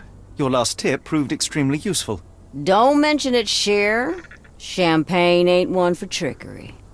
Now, if you need more help... As it happens, we need to take a short trip through the bayou into the nearby swamp. Of course, you'd receive fair compensation. It's almost dusk, and only fools go into that swamp at night. Come back tomorrow. Champagne will take you down. That will not do. We must go now. It is of grave importance. I won't take you. But if you're crazy enough to go, I'll sell you the boat. Wouldn't you know it, I came across a bottle of your namesake. Will that be enough for a boat? It's warm. The bottle's dirty. But we got a deal. I'll even lend you this rifle. If you're going into the swamp, you'll need it. One last favor. The boat that we came on is to leave tomorrow for Europe. Would you kindly relay a message to the crew for us? We may need them to hold their departure till 8 in the morning. At least, in Afghanistan, we had nippy nights. It makes one yearn for rainy London. This place, Champagne did not mince words about it. Keep your wits about you, Watson. Shall we investigate the area? Look, Holmes! Fireflies! How did this shipwreck get here? Let us just ensure we do not end up the same way. How are you faring, Watson? Are you tired? Not yet, but I've more than had it with these damn mosquitoes. You're rowing like a professional, Watson. University of London Boat Club. Silver medalist, 1874. What was that, Holmes? Whatever, or whoever it was, we should ready ourselves.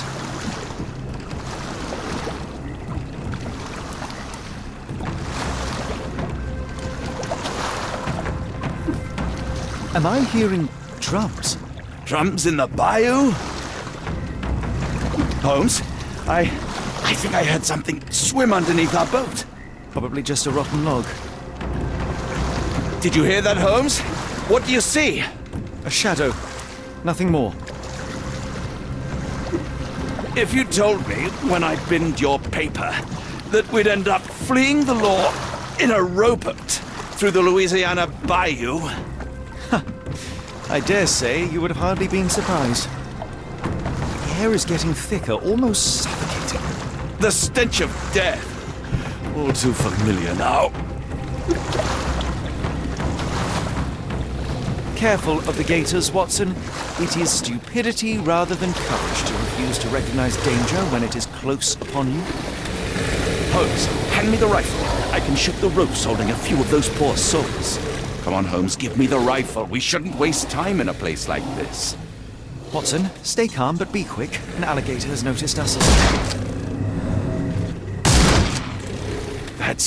That's vicious. That's nature, Watson. Let's try not to annoy them. That pier looks promising. Over there, Watson. We're approaching the heart of darkness. This place gives me the shivers, despite the muggy night. I should be glad we're out of the water, but I'm not. If only the sheriff was kind and cooperative, our search for Arneson would be far simpler. Ugh, the smell of burning flesh, just horrific. Keep away from it, focus on our task, so we may soon leave all this behind.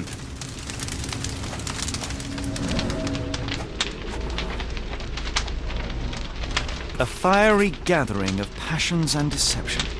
The hand tied here was bleeding in 4 places. This had to have been Arneson. That's a lot of blood, but probably not enough to be fatal. Both ends of the rope were cut cleanly. The bloody handprint on this stone lacks 4 fingers.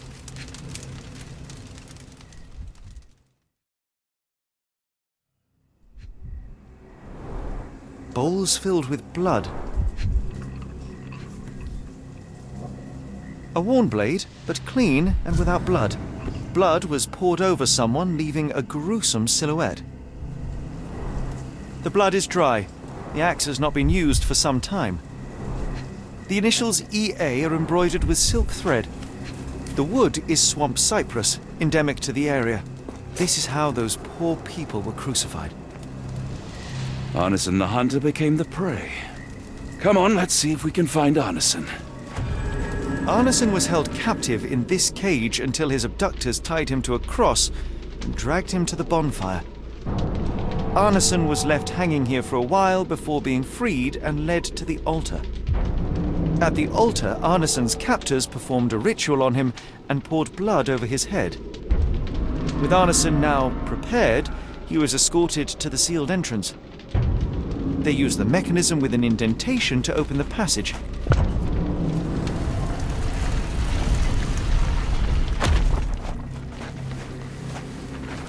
Darn it. Something is wrong with my lantern. Give me a minute. I won't wait for you. I'm going in. It's nothing, Holmes. I'll join you in a minute. That's human skin, and still warm. What's happening? At last, the lantern's working again. Holmes, I'm coming. Holmes? What are you doing, sitting in a place like this? How did you get here? How did you get through the maze? Tell me, Watson. What maze?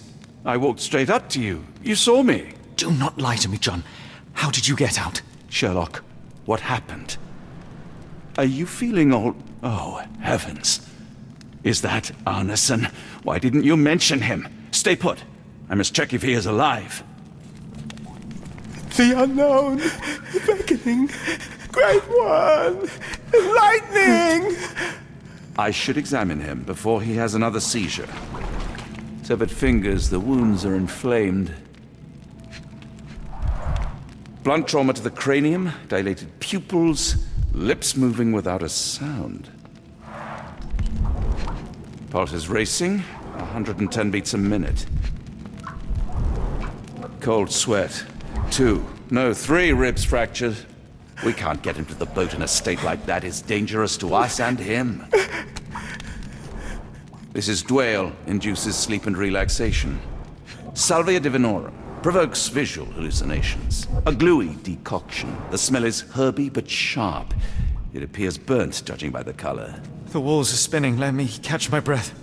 The nightmares these poor souls had to endure. This should help soothe Arneson. I need some fresh air. Yes, please go. I'll be right behind you with Arneson. Perhaps you can prepare the boat.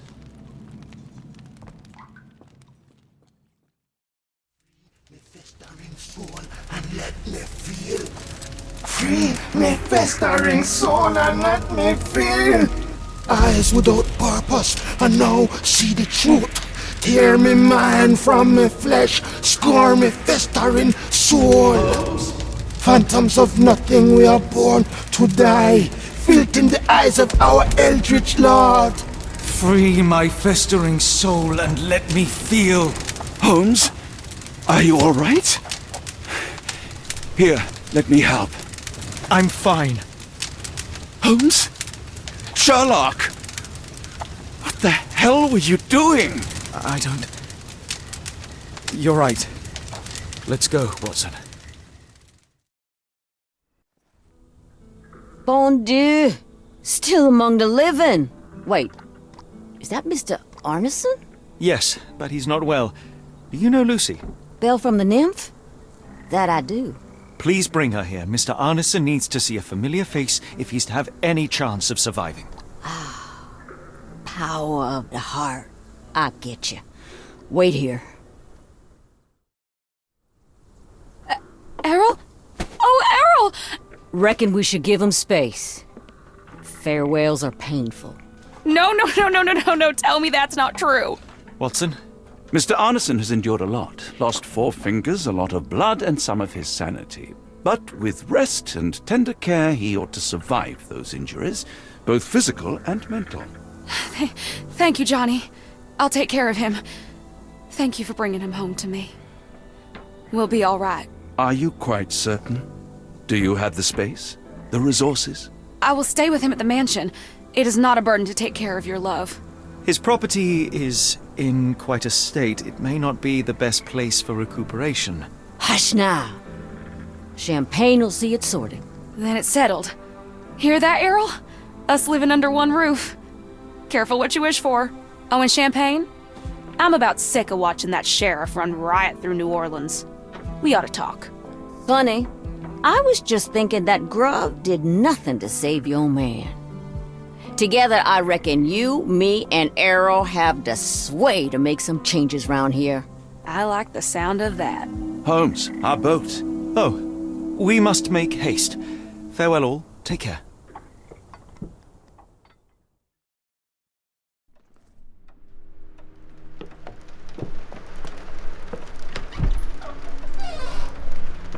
Who's there?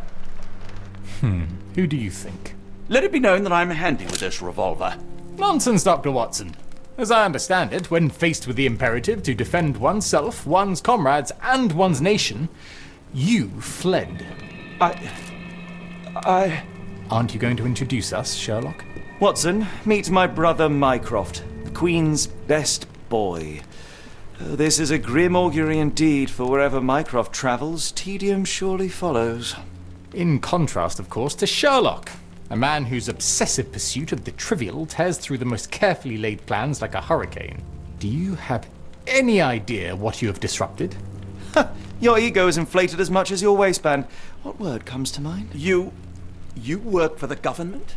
International trade is a delicate beast. Your antics and Edelweiss have jeopardized one of the Crown's richest relationships. Oh dear. As rich as all the butter you've been slathering on your bread? We need your help. What? There is evil afoot. Strangeness and savagery like I have never seen. Something otherworldly festering in the dark beyond our reach.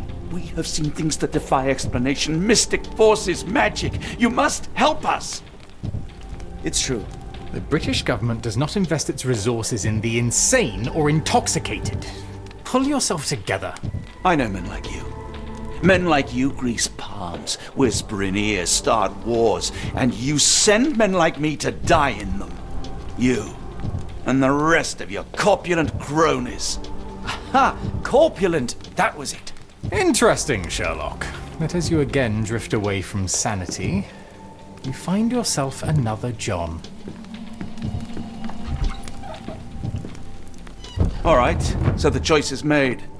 I beg your pardon? There is only us. We cannot run from this problem. I shall take the book and Davy's cryptic message to Barnes. See what he makes of it. Family, Watson. I let go of the best part in Cordona. Now I am left with the worst in Mycroft. You held your own against Mycroft. He makes for a formidable foe. The daunting brother. Go on without me, Watson. I need a rest. And a smoke or two.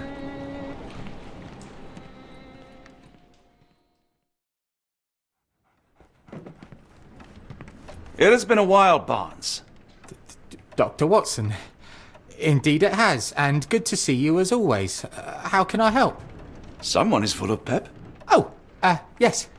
Mr. Holmes, he was quite the inspiration.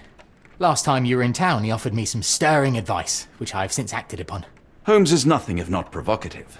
Indeed, the thorny truth is often hard to hear. But it did the job, and now my heart is full. I'm glad to hear it. Much obliged, Doctor. Last time we met, you mentioned your knack for translating occult texts. I was wondering if you could help me with this book. Certainly, Goodness. Where on earth did you procure this grimoire? That's a long story. What do you make of it? It seems to describe pagan rituals, ancient deities. Wow, what a marvel. I can try and translate it for you. Just the pages bearing that symbol. This section, really. Entity of ocean or time. Oh my. Oh, already on it, as you can tell. If you can have it done at your earliest convenience, that would be lovely. Barnes, does Stevenson's guiding light mean anything to you? Well, my mind first goes to Robert Louis Stevenson, an up-and-coming author. I've been following his work in the periodicals. Interesting man. I take it his literary pursuits are somewhat of a deviation from the family business. What makes you say that? He wrote a poem. Let me see if I have it still. Yes. Say not of me that weakly I declined the labours of my sires, and fled the sea, the towers we founded, and the lamps we lit. The labours of his sires. I wonder what they do. I have a book on great British families. If the Stevensons have achieved anything of note, they will be in there. Please, feel free to take a look. It should be on the shelves to the right. Much obliged. Say, do you possess coastal maps of Scotland? Indeed. Have you figured out what the Stevensons are known for? Feats of lighthouse engineering. You have my thanks for the book. My pleasure, Doctor. Do you need any particular part of the coast? Loch Harbour, West Coast. Right then. I'll unroll it on the desk. All yours. In the meantime, I will attend to my translation. Doctor! Look what I just found. Barnes, have you finished with the book? Yes. I've written out a translation of the section you wanted. It, puts the grim in grimoire. I thought as much. Long story short, it details macabre rituals, death, leviathans, and the apocalypse. See for yourself. I must ask you to leave the book with me so I can read more of it. It's compelling. Very compelling. I don't think that would be wise. Please give it back. That said, I remain grateful for your immeasurable help. Oh, how disappointing. I hope you will consider lending it to me in the future. Good day, Doctor. Mycroft, here to buy a book on fraternal dysfunction? The Holmes family is beyond counselling, Doctor. True, more deserving of scientific study. What do you want? I came to warn you. Perhaps you have a moment to... Sorry, I reserve Tuesday afternoons for time with friends. I'm worried about Sherlock. He's not well. You should know that he has had episodes in the past. Detachment from reality. He will need your support. Such gall. First you crush him under your boot heel, now you ask me to pick up the pieces. Your emotions are impeding your rationality. He needs to be distracted, diverted into something less harmful. Surely you jest. Only one thing shall truly bring him peace of mind, and that is solving his case. The last case he pursued so doggedly was Cordona. He came home a wreck, and this time I fear he may not return at all. You are not his father, Mycroft. Not anymore. He is a grown man, a brilliant man. I know you care for him. I just wish you also respected him. The Crown cannot help you. But I can. Give him this. What is it? A confidential note tied to his case. He may see value in it. Just do not tell him it came from me.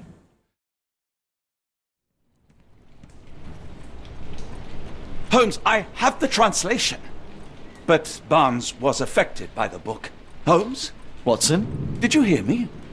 Barnes was behaving oddly, but I was able to retrieve the book and his preliminary translation. I think we have a lead. Sherlock, what is it? I find myself burdened. It will come as no surprise that I tend towards obsession. Indeed, obsession oft grants me the insights that have become my stock in trade, my greatest asset. Yet I cannot deny this nature proves as much a hindrance as a boon. It has cost me friends, colleagues, brothers. And despite my obsession as I contend with the matter at hand, no closer to understanding than when we began, I must conclude that I am of no worth at all. Without an answer, what use is the question? Sherlock, this is no time for despair. The book is real. Those men went mad. John, I fear that I am as mad as the rest of them. I bore witness to the same events that you did. I saw with my own eyes the inexplicable, the ghastly, and the unnatural. I can attest to their occurrence. So take heart, for it was as real as you or I, and thus we must persist. Lives hang in the balance. If you cannot see your worth, then trust in me, for I see it. And I know of no other man capable of putting this matter right. Thank you, John. Would that I possessed even half your courage. Pray tell, where does our journey end? Ardnamurchan, Scotland. Well, shall we be off?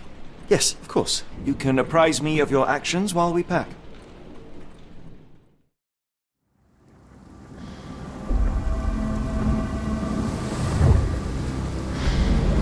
Holmes, if we don't make land soon, I fear we will join those missing souls.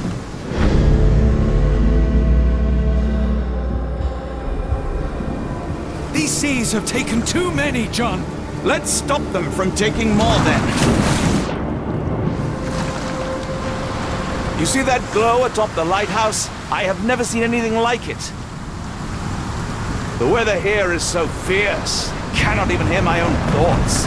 I'm all right, Holmes. Keep moving. With every minute we dawdle, more people die. The door won't budge. Barred and barricaded from the inside. Ouroboros, a snake eating itself. An ancient symbol of eternal renewal. Fresh marks, something scraped along the stone. Holmes, look. There's a body here. Not just any body, it's Ashmat. The body is still soft to the touch. He died recently. Scratches, bruises, and stabs, all self-inflicted. The infamous curved dagger. It's tied firmly to his hand. Oh, his eyes are gouged out. He crossed the ocean twice for his cult, only to end up splattered on this rock. Seems everyone is disposable. Was this always who he was? Or did the madness of the cult overtake him? Interesting occult pattern. What drove him to this dreadful act? I fear we are about to see for ourselves.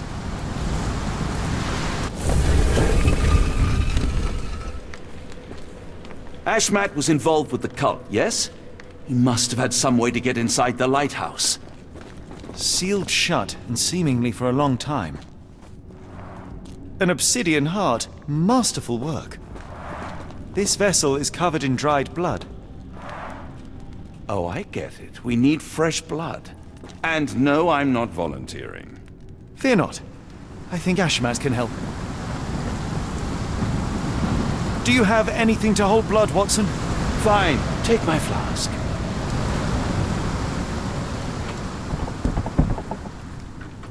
The lever doesn't want to stay on its own. Watson, hold the lever for me. I must investigate.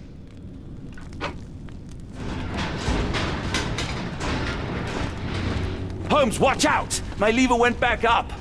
The doors, Watson. Hold the doors. Ah! We're trapped! Now what? Look around. There must be something we can use. Those holes seem to have a purpose. Be ready for anything, Watson! It's all right, Watson. It's merely a chest with coins and a dagger, made of obsidian by the looks of it. I feel like these walls have eyes. A rather accurate depiction of the human heart. Use these with care. Let us be the first adventurers to raid a tomb without destroying it. Terrific. Now, onward before they close again. Let us hope our paths converge, Holmes.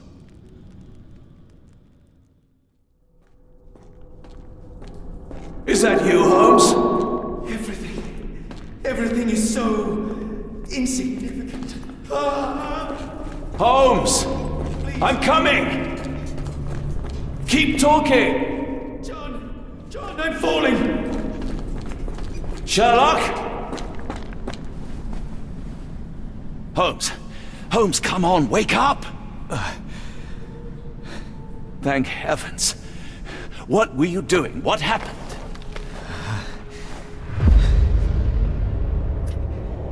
The whirlwind. Stars so distant.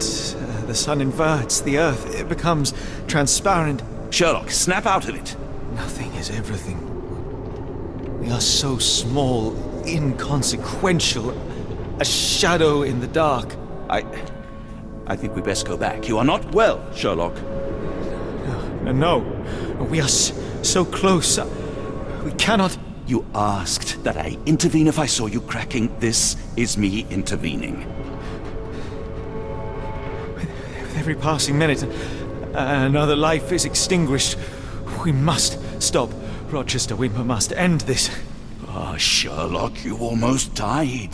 Do not worry about me, John. You have other men to save.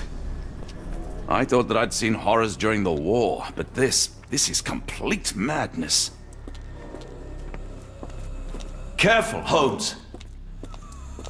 Sir, are you all right? No response. Don't mind my trembling hands. It's not fear, it's adrenaline. The sheer form of it, the color, it makes me feel uneasy. Black, metallic, and with a characteristic hue. Obsidian yet again. They are all entranced, captivated by the light of the lens. Sherlock, don't touch it. We still don't know what it is capable of. Mad cultists, ancient ritual sites. Had I known where this case would lead, I would never have brought you to see Stenwick. The base appears to rotate. Hands off, Holmes. We have no idea of its purpose. That's it. You did it. The lens broke. John, the worshippers, we need to make sure... Of course. I'll see if they're all right. Check her pulse, can you, Watson? As expected, the pulse is elevated, but within normal limits. Stop there, shipmates! A storm awakens and we've battened down the Archers. Dirty Summers, I presume.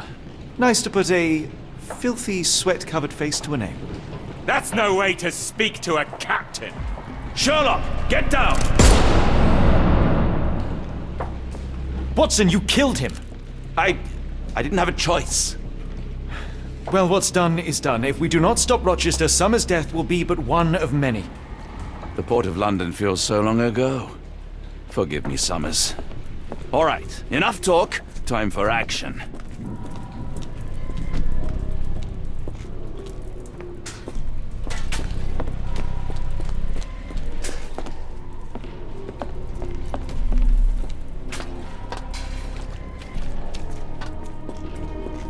Hold on. We need a plan. All right, enough talk. Time for action. It seems they have placed beam emitters all over the main gallery. Khalid lenses are placed inside the lantern room. Tell me you have a plan. Of course. We shall apply what we just learned, charge the Khalid lenses, and break them with the dagger. That should put a stop to this cursed ritual. All right, good. I confess, I worry about what awaits us. Is it too much to hope this will all come right? If our future is black, it is better surely to face it like a man than to attempt to brighten it by mere will-o'-the-wisps of the imagination. Come on. We'll go together. Look at them all. We have to help them. Watson, stop. Rochester will see you. What should we do? We get answers. Stay here, see to the lenses. I shall confront Rochester. He owes me the truth. Sherlock! Sherlock! Mr. Holmes, you are late. Was the path here not as you anticipated? You expected me? We've stood here before, Mr. Holmes. Another you, another me. Many years ago. I wonder what will happen this time. What? What are you talking about? Join me. Bear witness to the end. You cannot bear witness to anything, Lord Rochester. You are blind. How could you? It is what I do. No. How could you be so ignorant? For I have never seen more clearly than in this moment. Never felt more than I feel right now. Every fiber of the earth, every molecule reverberates in anticipation of the awakening.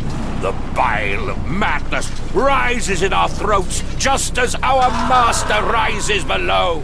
I see moon beasts, night gaunts, a witch doctor in Arkham. I see what the stars themselves are dreaming. I know more than any man has ever known. You are delusional. How did you do it? The compulsions, the visions, was it some form of hypnosis or no? A drug, perhaps, tell me. Bah! There is no ruse. There is no big reveal. It is exactly what it seems. You still fight so desperately against this truth, but you feel it too. Yes? Yes! You are mad. You have mistaken hallucinations for reality. Are you really want to talk, Mr. Holmes? Speak truthfully now. In the port, in the swamp, what did you see?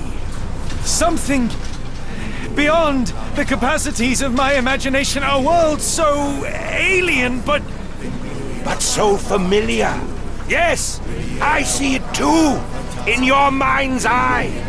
Untold horrors lick their lips in the shimmering dreamlands as Sarnath sinks eternal. But what is the point?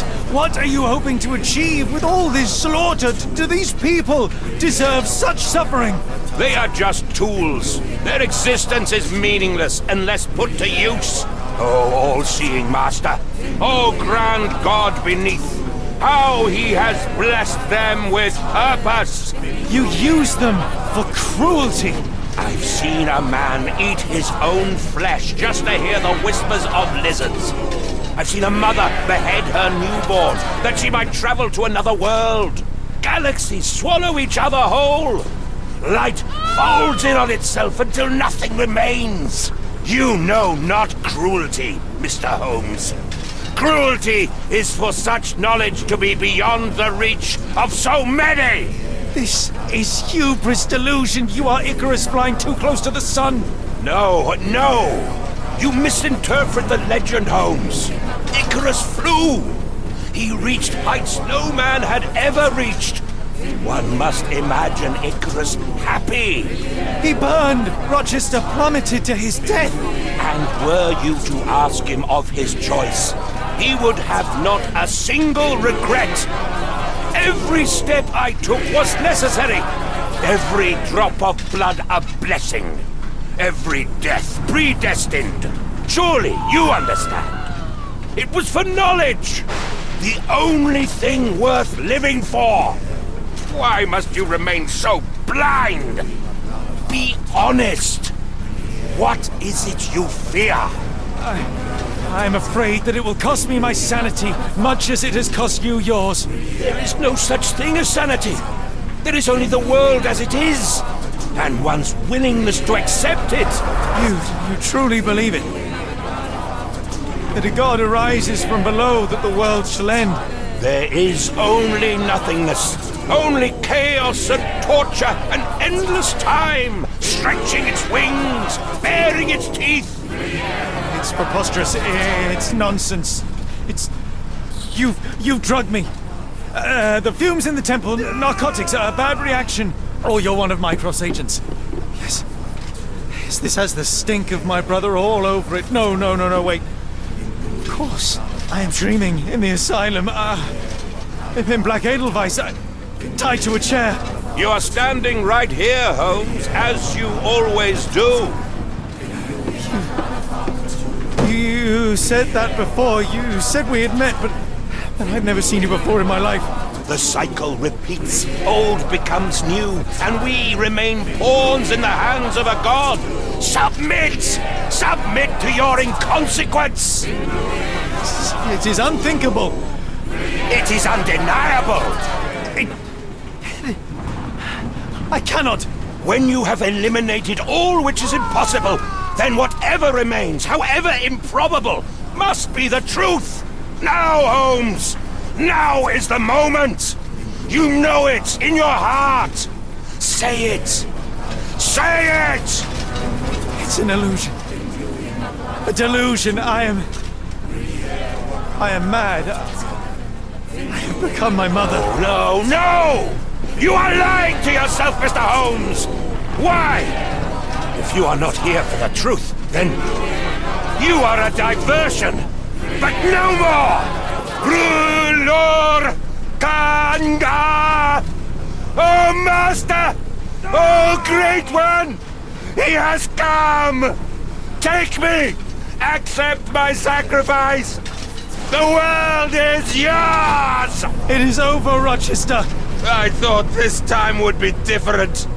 But the gods laugh at man's arrogance. Sherlock! Come back down! Come with us! Turn yourself in! Save yourself! The abyss calls for me, Mr. Holmes, as it does for you. The final problem approaches, and you too shall fall. Rochester, don't! Such heights we reach! No! God! Sherlock, we must get inside! I have to see it, John! I have to know!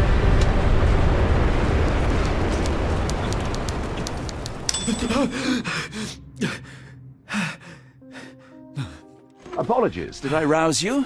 I could relocate to the study, but I wanted to be at hand should you need me. No. The sound of your keys. It is my tether back to the waking world. I find writing of our adventure helps me too. Perhaps at some point you could read it and tell me if it accords with your memory. There are moments in our journey that only you were privy to. Your encounter with Gygax, your visions with Light of the Abyss, your confrontation with Rochester. No. Pardon me? Do not publish it. It would be professional suicide. You would be a laughingstock, a fabulist, concocting penny dreadfuls for the unwashed masses. And I would no longer attract a distinguished clientele, but madmen convinced I could connect them to their deceased relatives or help them capture a fairy. Ah. It doesn't seem to get any better, does it? When I close my eyes, John, I am falling. Falling into a black abyss. pitiless and suffocating and unforgiving. What I would give for a dreamless night. It's going to be all right, Sherlock. What is that? It will help you rest. I say, Watson, would you be afraid to sleep in the same home as a lunatic, a man with softening of the brain, an idiot whose mind has lost its grip? Not in the least.